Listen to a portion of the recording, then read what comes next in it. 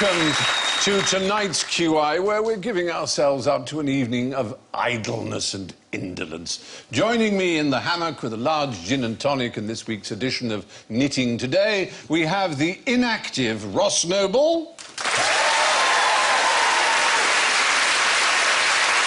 the immobile Dara O'Brien, the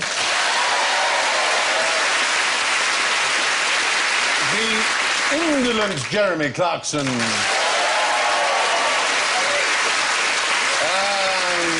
the simply inoperative Alan Davis.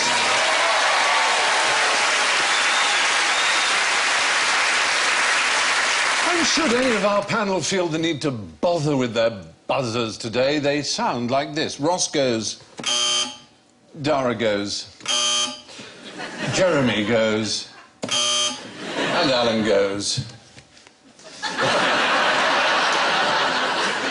I'm going to go.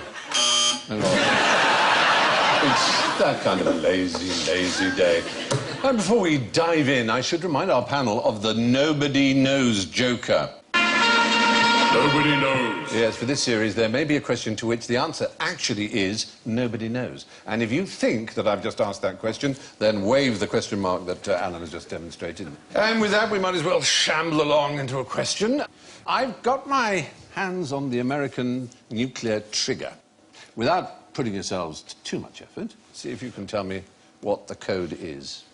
Secret trigger code. The secret trigger code given to every American president between the years of 1960 and 1977. I think that if you've got to remember it under pressure, yes, and it would be a pressure situation, surely, beginning the end of the world, it's got to be something quite simple. It's 00000000.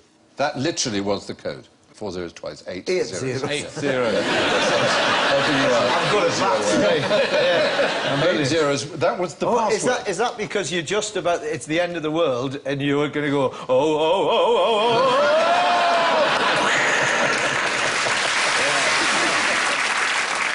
Did the president, when he's testing this, did he do the chip and pin, you know, that little dance you do when is the shopkeeper just looking at you and you kind of go... Or pretend to press. Or you do a book, because I just do a cover. No, because you not notice polite shopkeepers now do this, which is what they call the penny chews. Yeah. You just go like that and they do I think it's pretend to do other numbers than the ones they're doing. Yeah. You're there with the lovely Debbie McGee going... Do your number, but while you're doing your number, you say a different number slightly under your breath, so you look like a bit of an idiot. Well, that's like all rubbing your tummy and patting your head. Yes, that is clever. His number's 457. But because the people I always most hated at school were those who, when they were writing in a test, did that. Yeah. As if one cared about what That's dribble they wrote. because you're not an idiot. Oh, no. It's just such a creepy way of behaving. So I always just do like that, grandly make sure that my number is... I published mine in The Sun once. It went quite badly wrong. That was very funny. I couldn't understand it because they were complaining that everybody's bank details had been left on a train by a civil servant or somebody, and I thought, well, it doesn't make any difference because all they can do is make a deposit. So I published my number, and there you go, there's my bank account number. What are you going to do with that? And the Diabetic Society helped themselves to 500 quid.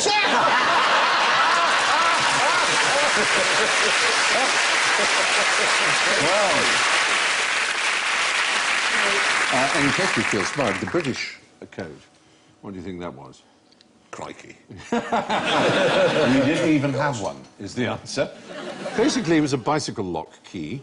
And to arm the weapon, you remove 2 screws from a panel, like opening the back of a remote control device. You know, and this revealed the sequence of dials. But this wasn't codes, it was merely settings, whether you wanted the bomb for an airburst or a ground burst. You just do it like that.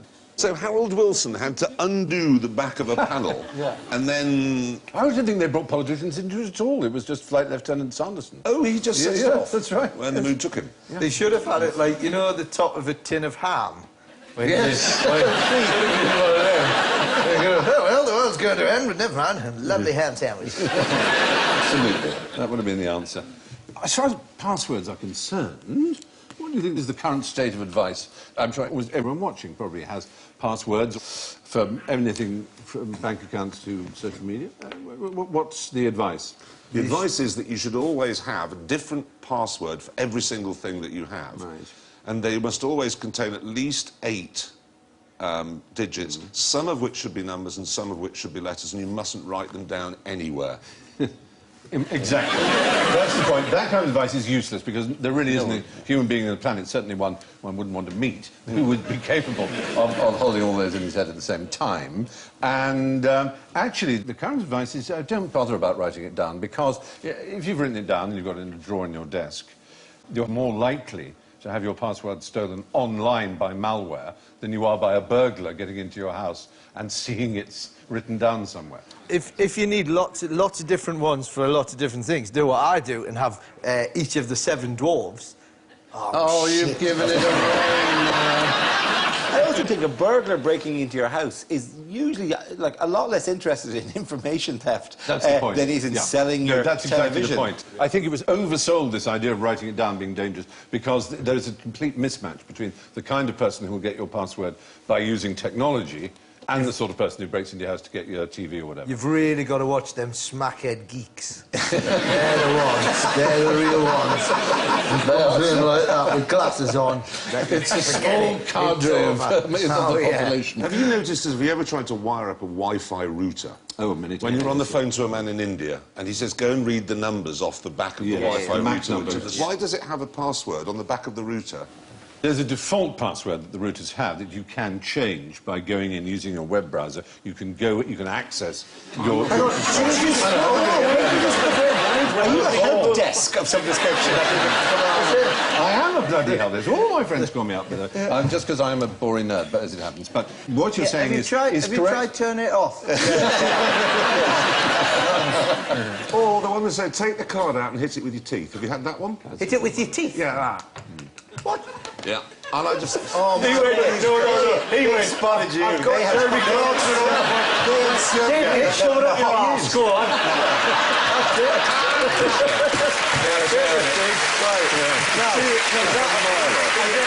You know that petrol you love so much? Pour it on your head. Now, have a cigarette. Go on. The greatest danger when setting a password is thinking of a word that sounds cool at the time. Because you go, ooh, super spy. That'll be a good one. And suddenly you're in the mood where you go, oh, I have a whole other identity. That'll be amazing. I'll be the Raven. Oh, the Raven will be a good thing to protect. And you'll forget your spy name the next time you go to check your Hotmail account. Go, was it the Hawk? No. Was it the Eagle? No. Quick. I've never been able to read these incomprehensible bits of scribbly writing that you're supposed to reproduce to show that you are not a bot. You know, Catchkins are called. Yes, that's right. Catchkins are called. The favorite is the ones because apparently computers can't scan in and recognise a wavy 3 or can't tell a kitten from a rabbit. Which is the weird thing, because humans can naturally go, it shows which of these are kittens, and you click, click, click, and then the rabbit. But the robots have yet to work this out. It's a web change. This is how we will win the war. Which of these cute animals do you like? I think you've got a problem if it says, come up with a password, and you're just holding up kittens. The computer's probably confused. I rub them off the screen. Is that not what you're supposed to do? Find as many kittens as the computer asks for. Present them as an offering. Lots of static electricity. Just leave them there. Put them up there. Do you know what? Static is only so strong. Over time, they will slowly begin to slide down. You know what? That's exactly why I do it. I have a kitten and a puppy, and then I sit there and I bet on which one's going to That's why I don't have a computer. But it's strange how the biometric systems that have been in movies for at least 30 years, you know, retinal scans, thumbprints and so on, aren't really used. I mean, there are a lot of laptops that do ask for a thumb, but they haven't really taken off, have they? Oh, I love the eye thing at airports. Do you use this? Yeah. Yes, and it's really good. Get very, very drunk on the plane, so your eyes are completely bloodshot. I'll never do it this time. I'm going to be locked in this box forever. And you know, it always knows it's me. But my favourite, the best one to do in an airport, and it helps if you've got hair like mine, is you know that when you go through the first security bit and they take your photograph, what I do is I do a different hairstyle. And then change it for the next time. And then whom do you think that's inconveniencing more? The security person or you? Who's the one who's having things looked up their bottom I'll tell you what. missing their flight? Well, you know, there's only so much time you can kill in duty-free. Why not shove something unusual up there? You know. Go on, guess what that is? Guess what it is? I say what you see. Went to Gatwick. Went to Gatwick to go on a flight to Spain, and you know the way somebody behind you gets stopped and they go, "You've got fluids or whatever," or they go, "You can't do this," like whatever. And they said, and they all started laughing. And they said, "I'm sorry, sir, you can't bring this through, right?" And they took it, and it was like one of those 2-litre bottles of soft drink filled with water and a fish floating around. They wanted to take their fish They brought their fish with them wherever they were going, right? And then you can see a man kind of going, "The fish is grand. The fish is not the problem." But the fluid, I'm afraid you can't bring the fluid. Are you sure it wasn't just a Japanese couple and that was their packed lunch? You just have to drink a bit of the water. To prove that this is... Prove it's not a...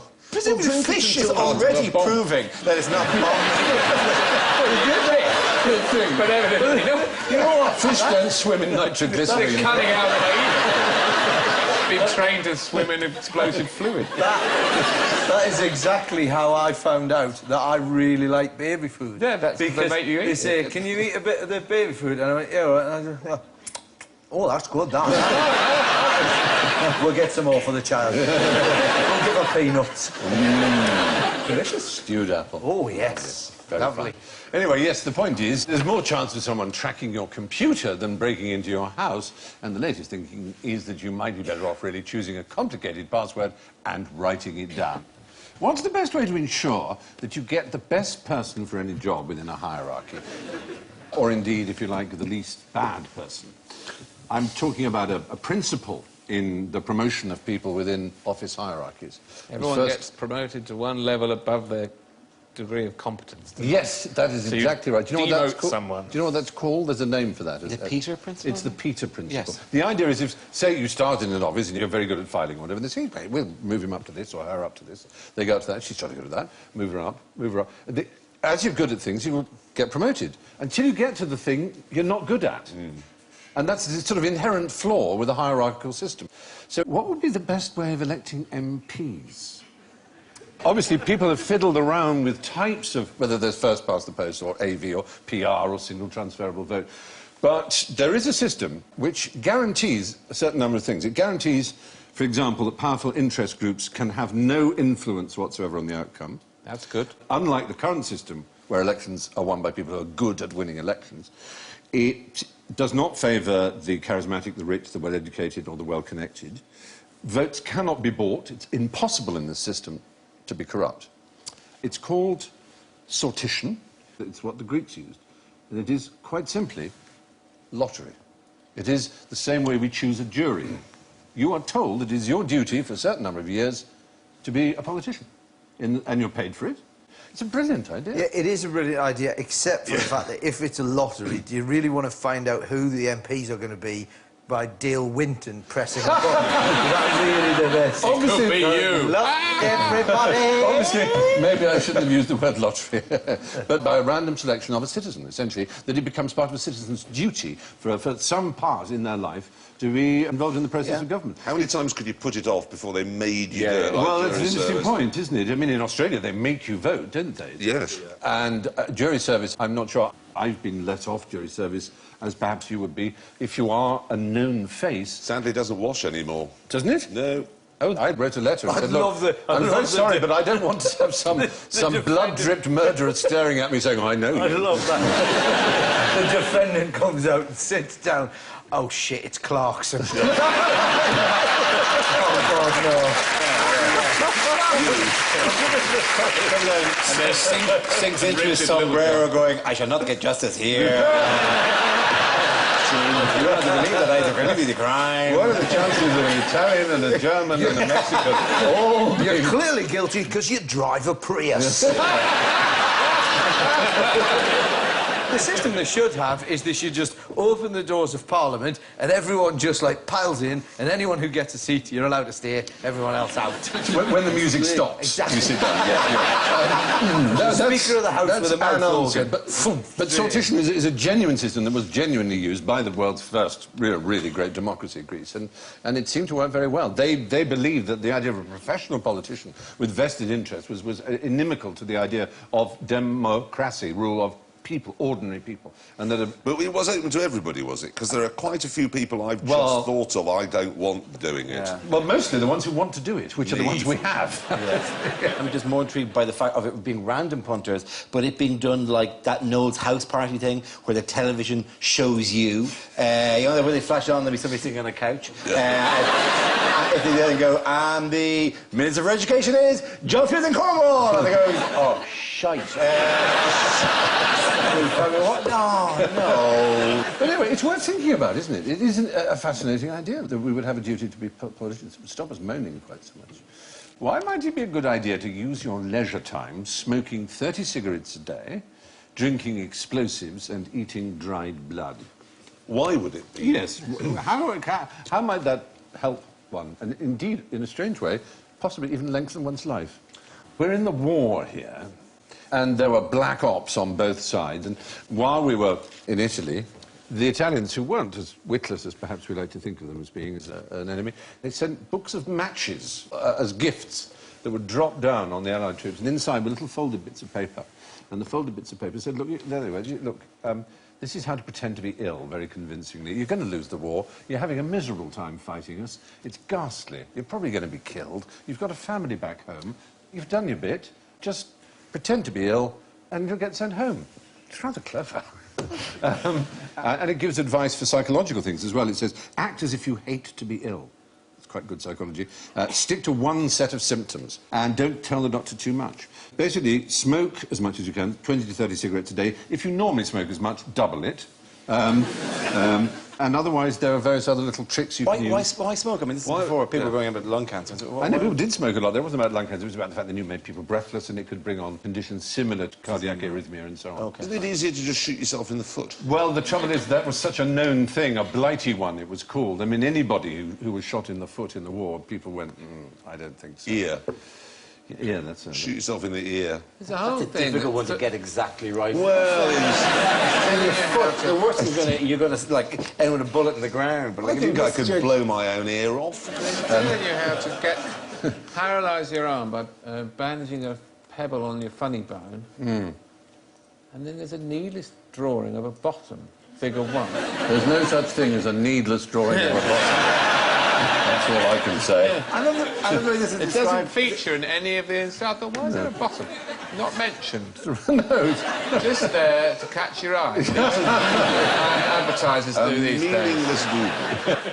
But the British, of course, replied in kind, and Yeah. what we tended to do was flood them with books that looked like real German manuals, sporting books, all kinds of things, a Catholic prayer book, and sort of halfway through, suddenly, there would be this list of ways of how to pretend to be ill. And we really did use an enormous number of them. There's a man called Delmer who was in charge of it, Dennis Sefton-Delmer, and he hoped to appeal to the sort of Germans' inner Schweinhund, as he called it. And there were manual, step-by-step instructions as to how to fake a wide range of diseases. And they sort of had a double effect. Once, because the Germans knew that they were there, obviously, and that meant they doubted a lot of people who were genuinely ill and sent real ill people back to the front, where they could be, A, demoralised, and B, spread infection. And generally, it's just all part of the strange little things people do. But they also gave a good way to fake tuberculosis, and this is really fascinating. How would you fake tuberculosis? This was a time, of course, well, sadly, we're in a time again when tuberculosis is quite a big threat to the world population. Pretend to be a badger. Well, there is the issue Well, they of all got them. whether or not badgers do or don't. Yes, I know. I can tell which side you're on in the great badger debate. But aside from that, tuberculosis... Glass, the powdered glass. Well, certainly you have to cough blood is important. Yeah. But the mucus you bring up is going to be analysed by a doctor. This is only applies to men, and I think you'll see why in a little while. So get yourself a nice genuine cough by doing a lot of smoking. Tell the doctor you had flu some time ago, but the cough just hasn't gone away, and that there's blood in your mucus. You can add the blood to your mucus, obviously, just cut a finger and just add it to your mucus. You know, that's easy, because he'll want to analyse it. But what do you add to the mucus that would allow him to believe that you might have a tuberculosis bacterium inside? Well, Sperm. you're very close, horribly close. I'm afraid it's a little worse, in fact. What the gentleman must do is not wash downstairs for a while until cheese develops under the foreskin.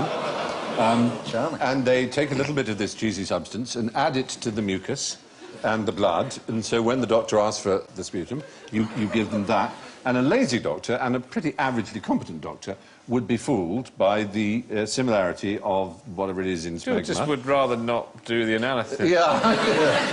He wouldn't know that it was Is he not just going to send you to a psychiatric ward going, you're eating knob cheese? No, the point is he doesn't know it. You're using your knob cheese because it looks like TB bacillus. You don't... Yeah, That's the point. Yeah, but the thing is, he's going to know, he's going to see the crackers falling out your pocket. The what? Jacob's crackers. You can't just eat it straight away after. You can't. Other crackers are available.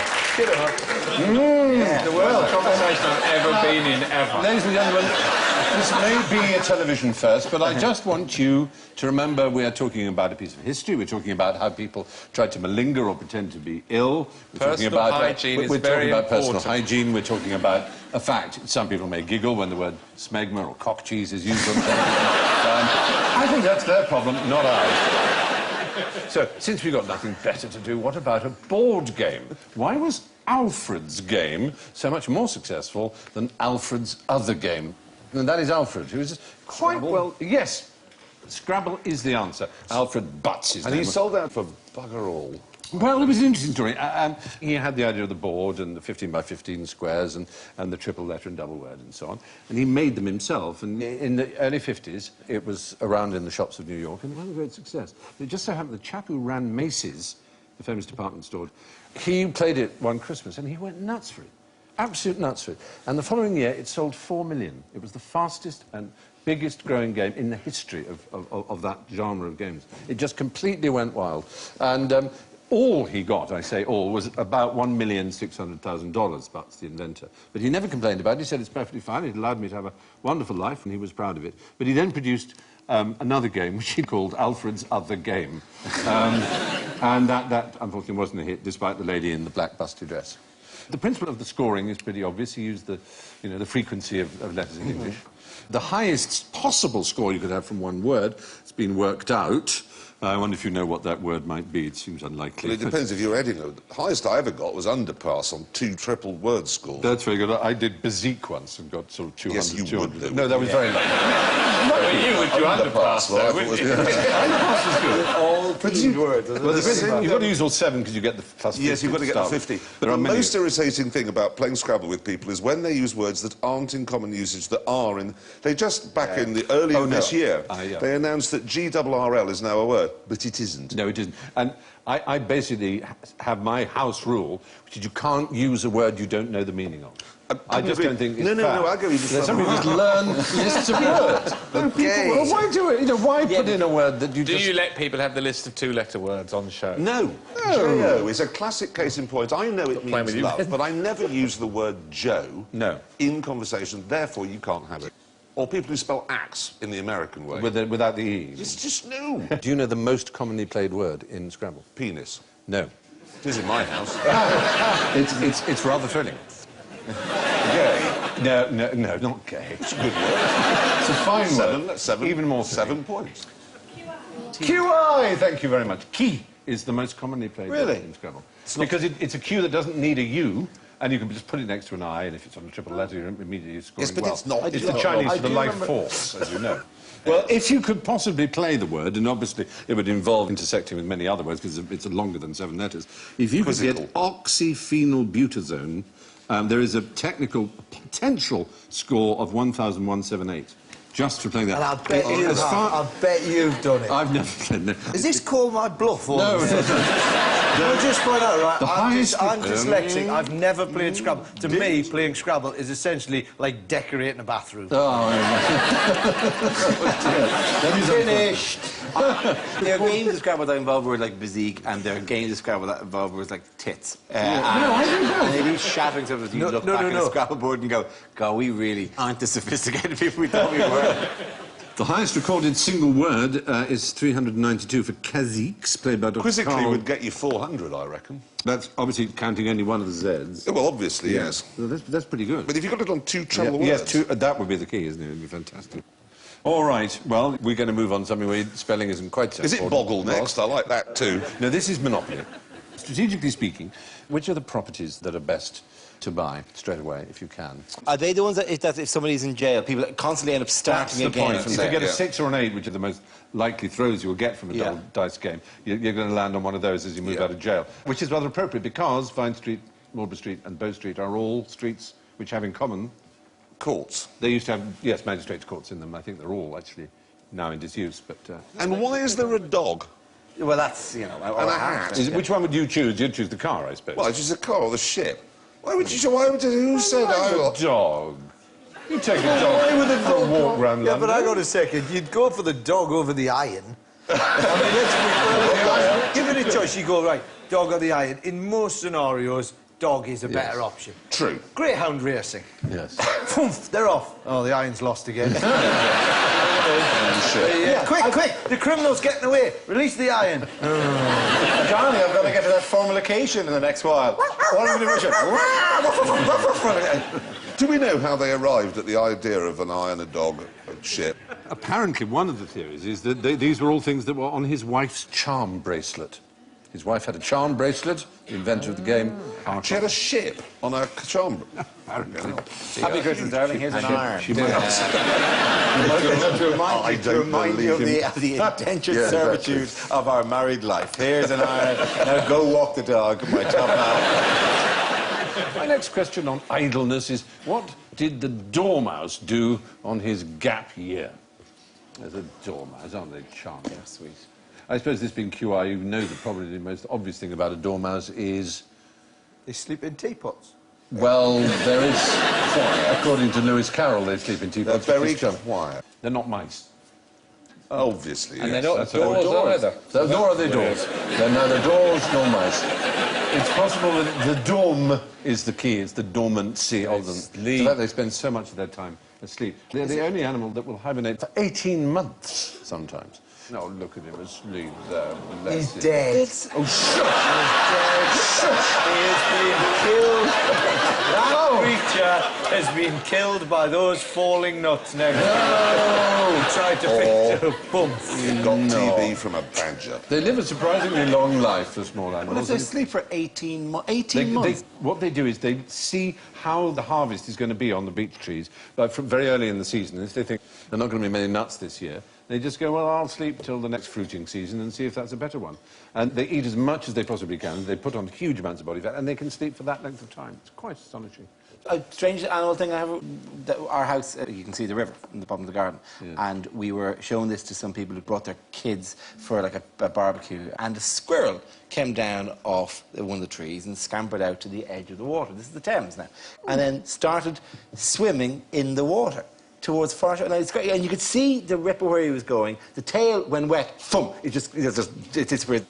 And we're all going, oh my God, this is fantastic. Look at the squirrel swim. And then all the parents go, Jesus, I hope he can swim all the way, because otherwise we're encouraging our children to look at a squirrel drown. Someone go out. Get out there just in case he doesn't make it. Yes. I'll go. And then the squirrels think, Jesus, they're coming for me. But tell me it did make it. Disappeared from view, but then emerged at the point where the parents go, oh God, we have to explain death to these children from this thing. Emerges out of the water, shakes himself off, tail, thump, runs into the trees on the other side.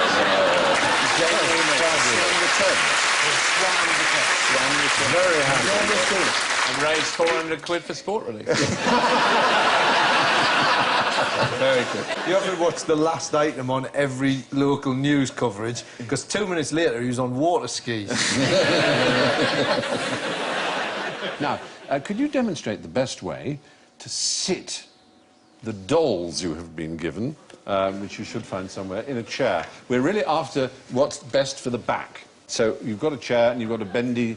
Some say that his politics are terrifying. Please don't call the I'm strings. afraid these are stigs that you can buy in shops.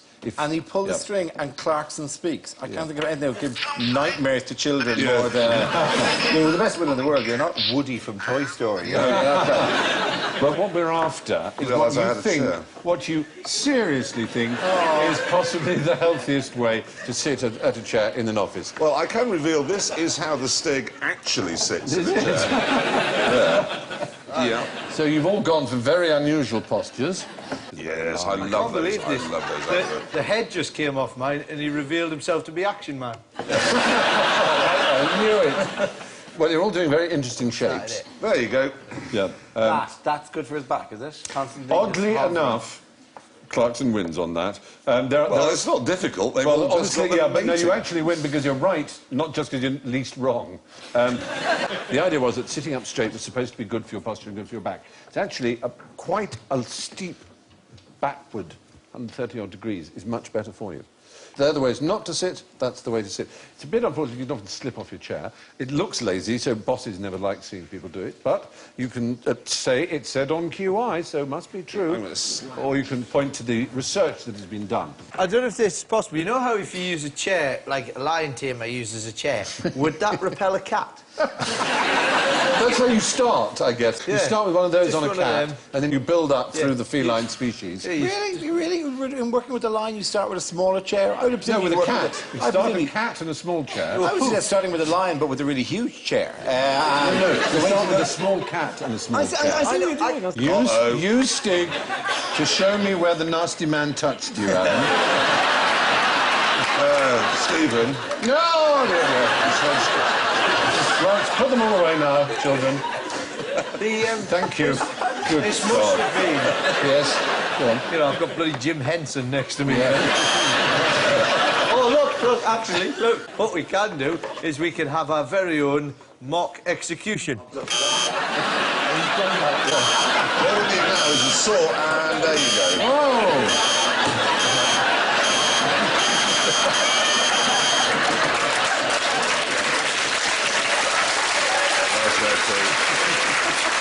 Just because he revealed his identity in a book, you've got to fry him. It seems unfair. Moving on. If you can put away your toys now, please, because thank you. Let's have an ingenious interlude now. I want you all to make a homopolar motor. And you should have a bowl with these. This was first done in 1820 by one of the great scientists of the world. And it's actually rather amazing.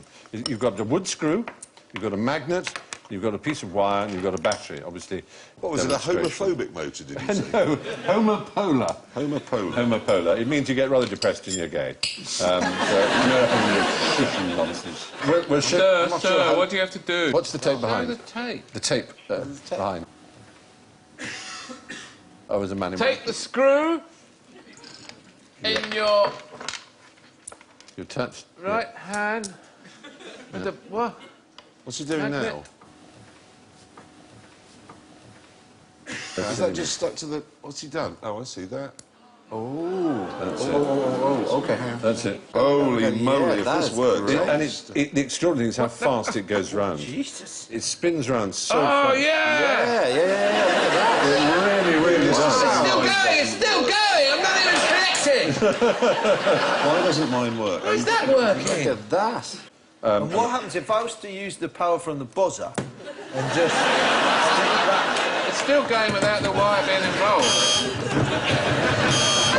It's slowing down, isn't it? It's what? It's slowing down. You can't, you know... You don't need the wire. It's still at some... Your finger might be completing the circuit. I've got sparks, I've got sparks! Dropped it down there. Oh, dear. Perhaps you could be kind. Thank you. There you are. Michael Faraday demonstrated it all that time ago in 1820. So strong. And the ingenious thing about it is, as you see, that the speed at which it goes around, there's almost no friction. It goes around about 10,000 RPM. All right, now, into the ice-cold shower of general ignorance we plunge ourselves. So put your fingers on your buzzers if you could, and if they're still working, Ross. We live in a spiral galaxy, don't we? Yes, thank you. Fine. We live in a spiral galaxy called the Milky Way. How many arms does that spiral have? Yes. 2. No. Nobody Yes, you're right, we don't know. Very good.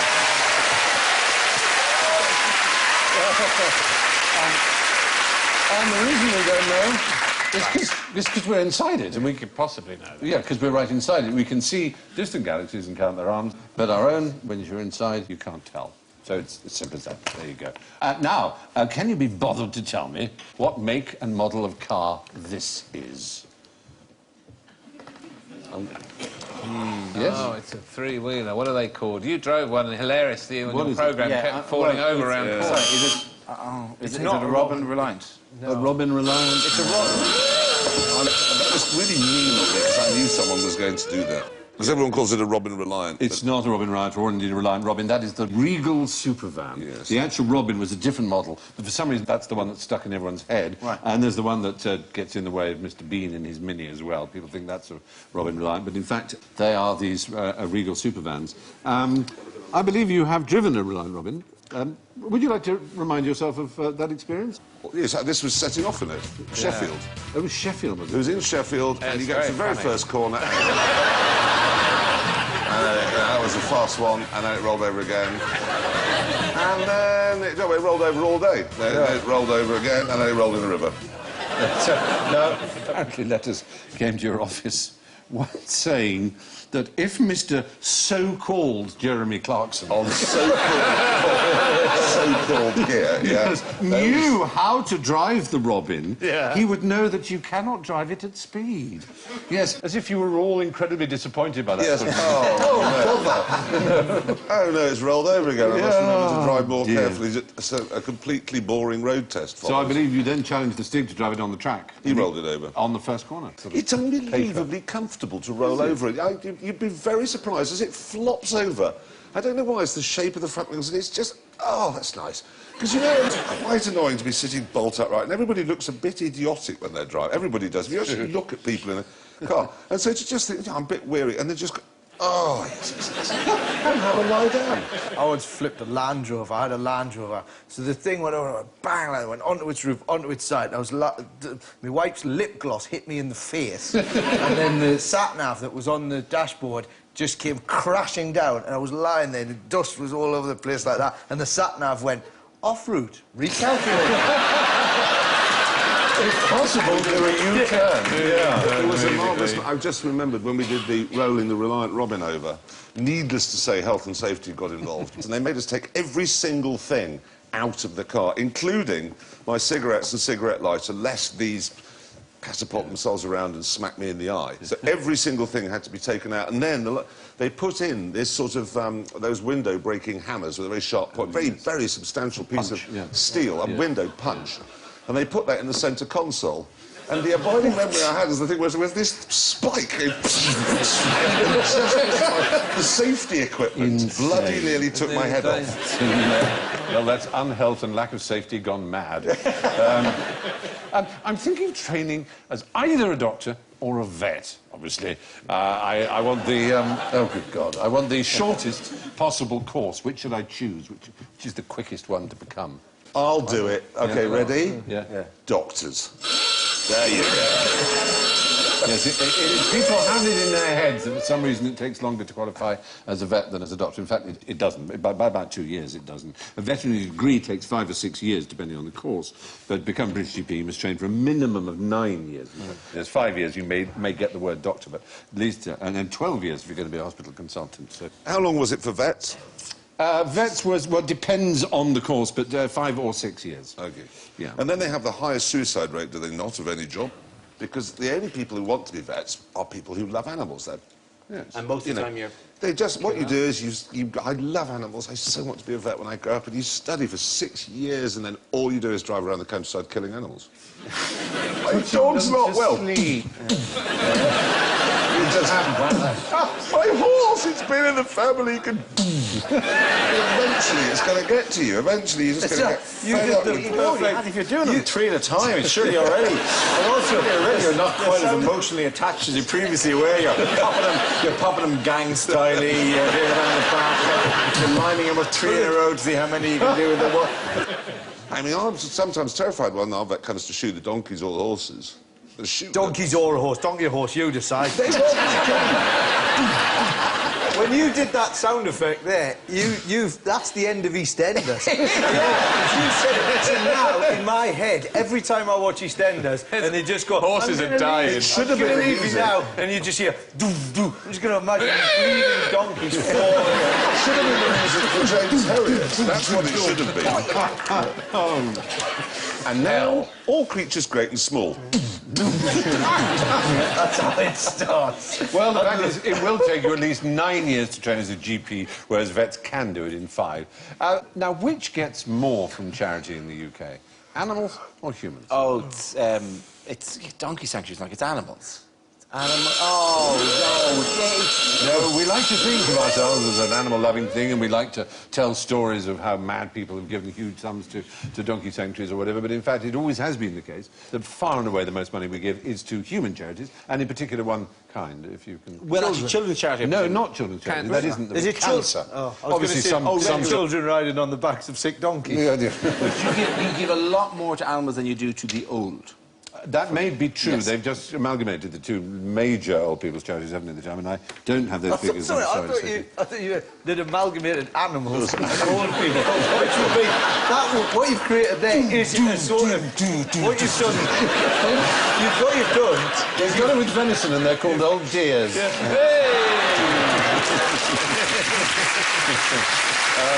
Basically, yes, cancer research gets the most by massively in front. Children's charities do well, and obviously some of those are also cancer-related, but not as well as the National Trust. The National Trust gets more money than children's charities do. The RSPCA is Britain's favourite animal charity, but even that has never been in the top 10 of British giving.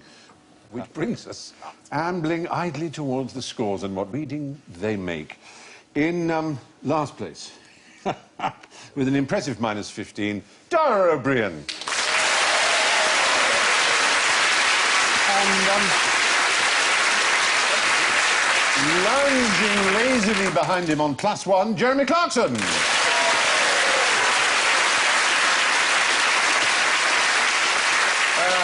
Just a little bit ahead there, though, on +4, it's Ross Noble.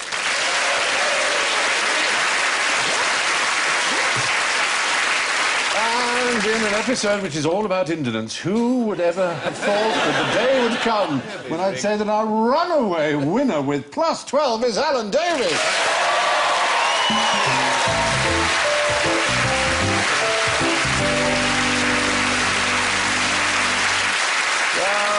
That's all from this indolent edition of QI, so it's good night from Dara, Jeremy, Ross, Alan and me. And if it's any consolation to our losers, I'll leave them with these wise words from James Thurber. It's better to have loafed and lost than never to have loafed at all. Good night.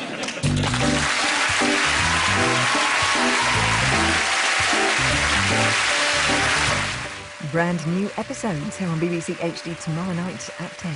But now back to tonight. And Russell Howard is here next. Don't go away.